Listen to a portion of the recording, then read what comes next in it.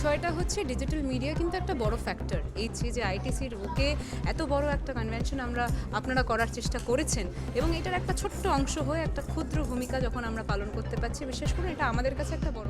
দিদি, digital media অ্যাসোসিয়েশনের প্রথম রাজ্য সম্মেলন কলকাতার আইটিসির বুকে কিভাবে দেখছেন?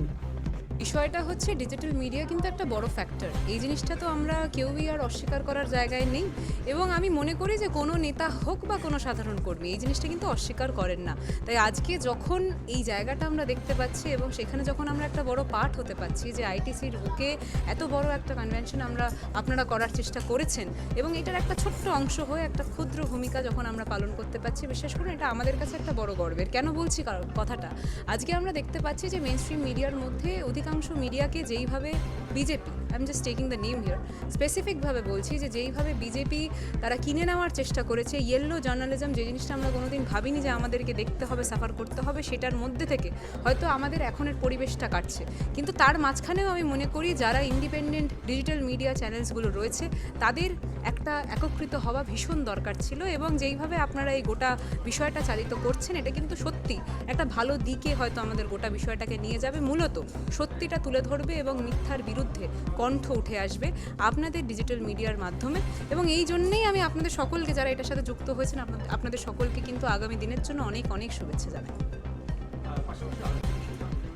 ডিজিটাল মিডিয়া সাংবাদিক যারা ডিজিটাল মিডিয়া তারা অনেক জায়গায় হেনস্থা করে তাদের উদ্দেশ্যে কি মেসেজ দেবেন বা আপনারা শাসক দলে বাংলার বর্তমান আপনাদের পক্ষ থেকে কেমন? দেখুন, মূলত একটা দৃশ্য আমরা বারবার দেখেছি যে কিভাবে আমরা যখন সত্যি কথা তুলে ধরতে চাই তখন কিন্তু বারবার আমাদেরকে বাধা দেওয়া হয় এবং যখন লড়াইটা একটু কঠিন, অর্থাৎ লড়াইটা সত্যি তুলে ধরার, তখন মিথ্যেরা কিন্তু আমাদের রাস্তায় বাধা হিসাবে দাঁড়ানোর চেষ্টা করে বরাবরই, আগেও করেছে, আগামী দিনেও আইগেস করবে। কিন্তু কি জানেন তো, মূলত আমাদেরকে একটা জিনিস বুঝতে হবে যে সব কিছু এইসব পিছনে ফেলেই এই লড়াই করেই কিন্তু আমাদের জয়টা নিশ্চিত। কারণ যতটা গভীর অন্ধকার ততটাই কিন্তু একদম ঝকঝকে সকাল, এটা আমি মনে করি।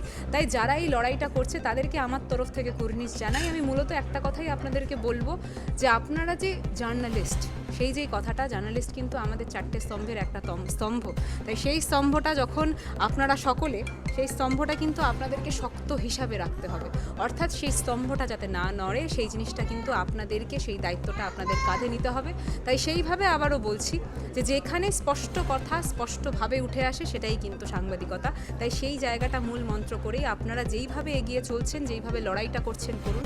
যে কটা বাধা আপনাদের পথে আসবে, সত্যি তুলে ধরার ক্ষেত্রে যখন যখন বাধা আপনাদের পথে আসবে তখন তখন আমরা সেখানে থাকার চেষ্টা করব। ব্যক্তিগত ক্ষেত্র থেকে এটা বললাম কারণ এইটা মানুষ হিসাবে আমাদের কর্তব্য, এই সমাজটাকে আরও ভালো দিকে পরিণত করার জন্য এটা আমাদের সকলের কর্তব্য।